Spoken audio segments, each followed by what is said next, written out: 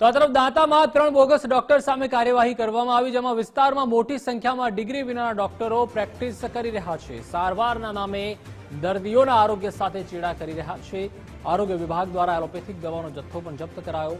Bogus doctor મામલે ભાજપ નેતાએ તંત્ર સામે આક્ષેપ કર્યા. આખા તાલુકામાં માત્ર 3 ડોક્ટરો સામે કાર્યવાહી કરાઈ તેવું લાઘુભાઈએ જણાવ્યું. 1500 જેટલા બોગસ ડોક્ટરો સામે કોઈ જ કાર્યવાહી નથી કરાઈ. મારી સાથે ગામે ગામ ચાલો, આવા બીજા ડોક્ટરો પણ હું બતાવું છું તેવું લાઘુભાઈએ જણાવ્યું. ડોક્ટરોને ટાર્ગેટ કરવામાં આવ્યા છે અને એવા દોતા તાલુકાની ફક્ત દોતા તાલુકાના જ હું ડોક્ટરો કાઢું તો 1000 થી 15 ડોક્ટરો છે. આવા 1500 ડોક્ટર છે. આવા ડોક્ટરોને કોઈને ટાર્ગેટ બનાવવામાં નથી આવ્યા અને અમારે અહીંયા બોમદરાજમાં 3 ડોક્ટરોને ટાર્ગેટ કરવામાં આવ્યા છે. એનું સર્વે મેં કરતો. આખા દોતા તાલુકાના જે ડોક્ટર હોય એમને જેને પૈસા આપી દીધા હોય એવા ડોક્ટરને કોઈને આમાં લીધા નથી અને આ બિચારા અમારા વિસ્તારની અંદર છે એમાં કદાચ ભૂલમાં કદાચ પૈસા ના આપી શકાય એવા ડોક્ટરોને ટાર્ગેટ બનાવી અને ખોટી રીતે અહીંયા હેરાન કરે છે એવું મારું માનવું છે.